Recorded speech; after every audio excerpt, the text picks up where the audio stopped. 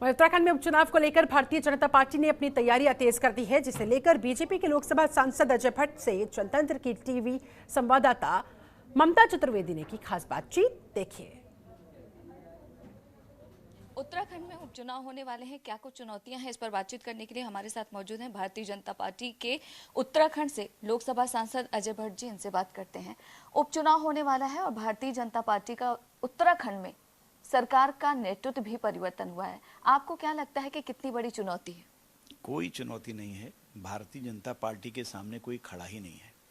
और सल्ट में हमारे माननीय विधायक सुरेंद्र सिंह जीना जी थे, उन्होंने बहुत अच्छे काम किए हैं और वो जनप्रिय थे। उनका मिलने का एक तरीका था, एक सलीका था। लोग उनको कोई बेटा, कोई छोटा भाई, कोई बड़ा भाई ऐसे उनको पुकारते थे। तो इसलिए उस सीट पर हमको तकलीफ है ही नहीं। जो भी हमारे उम्मीदवार होंगे वो भारी बहुमत से जीतने वाले हैं। इसके अलावा सर, अगर आपकी बात करें तो लोकसभा में आपने पिथौरागढ़ एयरलाइंस को लेकर सवाल भी खड़े किए थे। आपको क्या लगता है कि वो एयरलाइंस कब तक चल पाएगी? पिथौरागढ़ के बारे में मैंने कहा था कि हिंडन से कुछ दिन चला, फिर रुक गया है, इसलिए उसको शुरू कराना है।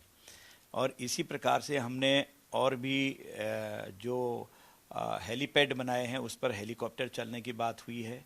हमारा चिनाली चौड़ है, गौचर है, यहाँ पर भी हमारे एयरक्राफ्ट चलने की बात हुई है उड़ान योजना में। इतना ही नहीं, मैंने जो दिल्ली से हमारी एयर इंडिया की फ़्लाइट चलती थी वो पंतनगर जाती थी, फिर देहरादून और फिर दिल्ली। अब वो उल्टा हो रही है कि दिल्ली से देहरादून, देहरादून से पंतनगर, पंतनगर से फिर देहरादून, फिर दिल्ली। हमने फिर ये भी कहा है कि पुरानी तरह से भी चालू कर दो एक जहाज। आप दिल्ली से उड़ान योजना के अंतर्गत पंतनगर तक भी उड़ाइए। तो इस तरह से चाहे हिंडन से पिथौरागढ़ हो या अन्य उड़ानें जो मैंने कहा है, छोटी छोटी, हरिद्वार के लिए भी है, देहरादून के लिए तो चलती ही है, तो हर जगह के लिए है, पिथौरागढ़ के लिए छोटी है, अल्मोड़े के लिए कर रखा है। तो इस तरह से हमने कहा कि जो योजना पहले बनी हुई है उस योजना को पुनः जल्दी चालू किया जाए। उस पर तीव्र गति से आजकल कार्यवाही चल रही है। पूर्व के मुख्यमंत्री जी के ज़माने में पास हुई थी, हम सब लोग लगे हुए थे, और आज जो नए मुख्यमंत्री जी हैं वो उस पर कार्रवाई करवा रहे हैं। इसके अलावा सर, उत्तराखंड के नए मुख्यमंत्री तीरथ सिंह रावत अपने विवादित बयान के लिए आजकल ज्यादा सुर्खियों में हैं, इसे आप कैसे देखते हैं? देखिए, तीरथ सिंह रावत जी बहुत ही विनम्र हैं, बहुत अच्छे व्यक्ति हैं, आध्यात्मिक व्यक्ति हैं, अहंकारी नहीं हैं। कभी इस तरह का जिसको कहते हैं कि कोई चाल, ये चाल जिसको कहते हैं कि राजनीति में चलती है, इस तरह से किसी से कुछ कहना, किसी से कुछ कहना, ये नेचर भी नहीं है। बहुत अच्छा नेचर है उनका और सबको मिलाकर चलने वाले हैं। उनका भाव कहीं गलत नहीं लगा, मैंने जितने उनके बयान देखे हैं। बोलने के तरीके में हो सकता है, अब जैसे कल ही लोग सभी जगह कह रहे हैं कि अमेरिका के हम लोग गुलाम रहे कहा है। वो अंग्रेज़ों के गुलाम रहे हैं कहने के बजाय अमेरिका निकल जाता है। कभी कभी इतना स्ट्रेस होता है दिमाग में, हम लोगों से, आप लोगों से, सभी लोगों से निकल जाता है। कहीं कहीं जुबान फिसल जाती है। मैंने कहा ना कि सुबह से शाम तक स्ट्रेस रहता है। अभी नए नए हैं और काम करने वाले व्यक्ति हैं, शिक्षा मंत्री रहे हैं, पहले कई विभाग देखे हैं, अध्यक्ष रहे हैं प्रदेश के। तो वो ऐसा नहीं है कि कहीं पर कोई दिक्कत है, वो भाव उनका ठीक है। कभी कभी ऐसा कोई स्लिप हो जाता है, कई जगह बड़े बड़े लोगों से हो जाता है, परंतु उसके पीछे भाव कोई गलत नहीं है। वक्त देने के लिए शुक्रिया। कैमरा पर्सन शेरा के साथ ममता चतुर्वेदी, जनतंत्र टीवी, दिल्ली।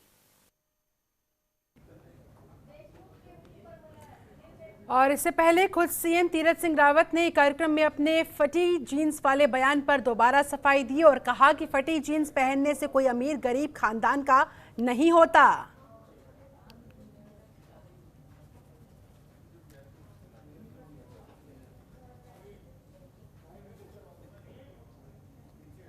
तो फटी जीन्स पहनने से कोई अमीर गरीब खानदान का नहीं होता।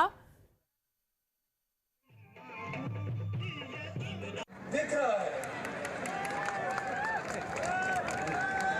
और मैंने इसलिए कहा कि वो संस्कृति बचाई है तो हमारे जॉन साहब ने बचाई है, अपनी एक पहचान रखी है। अरे झांसी की रानी ने भी जब युद्ध लड़ने के लिए गई थी तो वह भी अपने साड़ी में गई थी। वो पूरे तन बदन के साथ में साड़ी और गुलाब पहन करके उसने तलवार ढाल उठाया था। मित्रों, बहनों, भाइयों, तो आज मैंने कहा कि हमारे माँ बाप हमारे लिए जीन्स लेते हैं, घंटा घर के बाजार में जाते हैं, पटन बाजार में जाते हैं,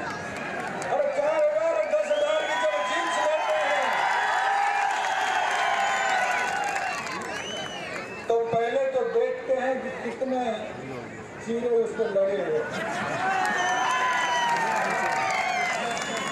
और माँ बाप ने यदि इस प्रकार की पैंट नहीं ले गए, घर में ले गए, तो रात में लड़के ने उस पे कैंची चला दिया, चीरा मार दिया।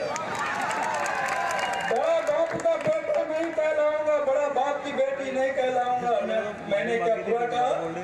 बता मैंने जब हम स्कूल में जाया करते थे पढ़ने के लिए, तो हमारी पैंट कभी फट जाती थी तो गुरुजी का डर लगता था। वहीं केंद्रीय स्वास्थ्य सचिव के कुंभ के लिए कोरोना जांच की व्यवस्था नाकाफी बताने के बाद मेला और स्वास्थ्य विभाग हरकत में आया है। मेला और जिला स्वास्थ्य विभाग कुंभ के लिए कोरोना जांच की क्षमता को 4 गुना तक बढ़ाने जा रहा है। 9 राज्यों में कोरोना का नया स्ट्रेन बड़ी तेजी से बढ़ रहा है। ऐसे में इन राज्यों से आने वाले श्रद्धालुओं पर विशेष नजर रखी जाएगी। खबरों के निष्पक्ष विश्लेषण के लिए सब्सक्राइब करें Jantantra TV and press the bell icon. Never miss any update.